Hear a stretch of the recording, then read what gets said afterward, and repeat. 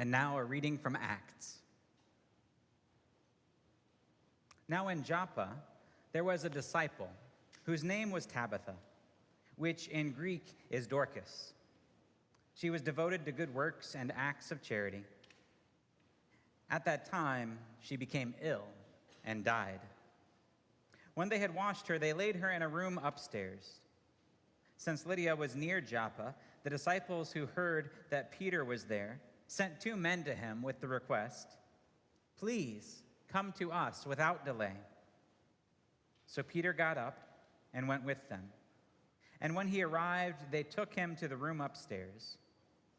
All the widows stood beside him, weeping and showing tunics and other clothing that Dorcas had made while she was with them. Peter put all of them outside, and then he knelt down and prayed. He turned to the body and said, "Tabitha, get up." Then she opened her eyes, and seeing Peter, she sat up. He gave her his hand and helped her up. Then calling the saints and widows, he showed her to be alive. This became known throughout all of Joppa, and many believed in the Lord. Meanwhile, he stayed in Joppa for some time with a certain Simon, a tanner. This is the word of the Lord. Thanks be to God.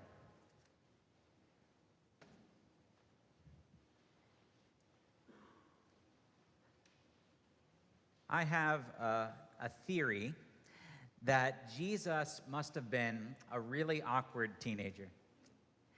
And this theory, I think, holds true because if you read through the Bible, through the stories of Jesus, what you get are the stories about Jesus being born. You know, the angel Gabriel and Mary and Joseph, and they make their way to Bethlehem.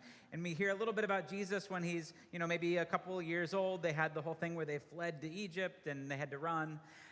We have one story then of Jesus when we think he was maybe 11 or 12 years old, where his family took him to Jerusalem and Jesus got lost and they found him in the temple. But then there are no more stories of Jesus until he's getting baptized by John in the Jordan River when he's almost 30 at that point. There's this big gap. We don't know what it was like for Jesus in those times, but there's almost like there's this space of in between. We have the childhood, the faith of a child, and then Jesus, who we know from the gospel stories. And there's this in-between space. And I really wish we had a few more stories of that in-between time, because I think it's the in-between moments that are sometimes the most powerful, that touch us the most.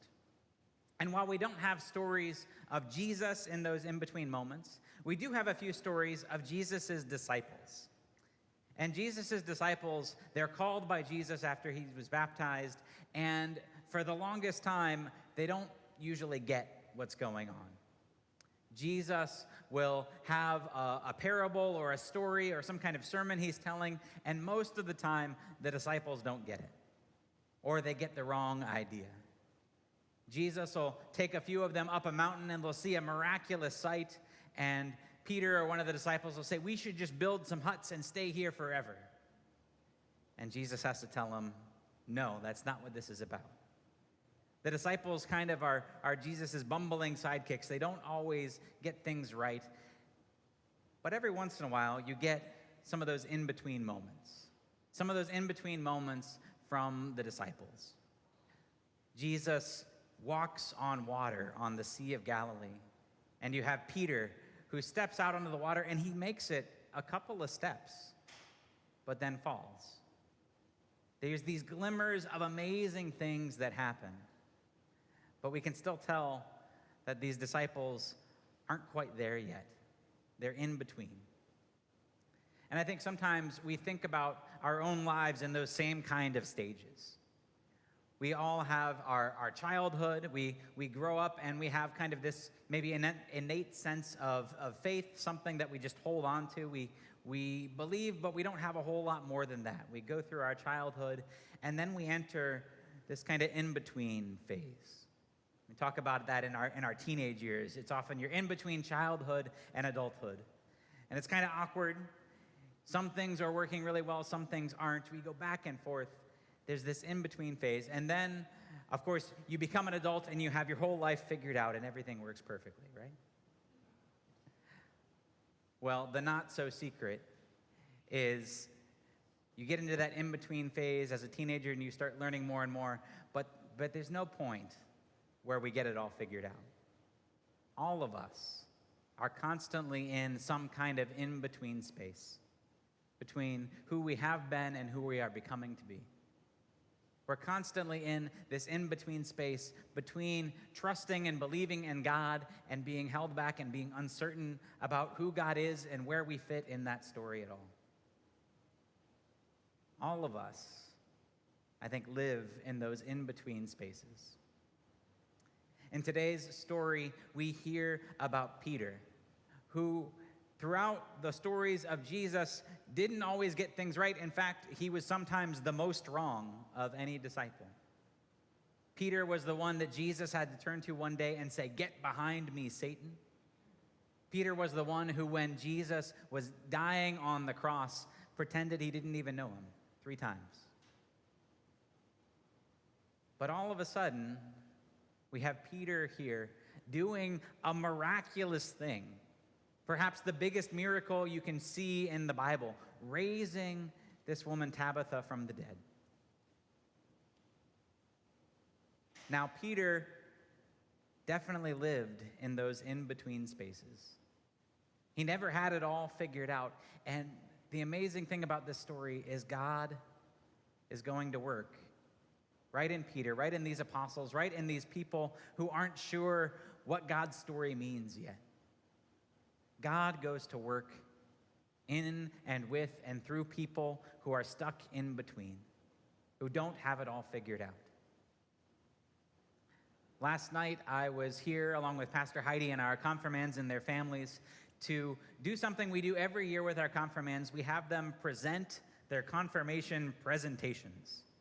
And it sounds very official, but I can assure you there are not many rules to how this is supposed to go. We tell all of these young people who are preparing to be confirmed to share something about their faith, something about their passion, something that touches them. And there really aren't more rules than that. We'll give them more rules if they really want them, but we like to see where it goes. And what we see each and every year, and this year was no exception, is this beautiful display of in-betweenness.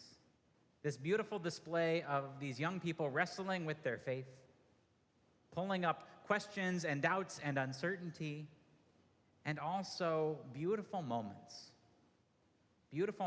where they see God at work.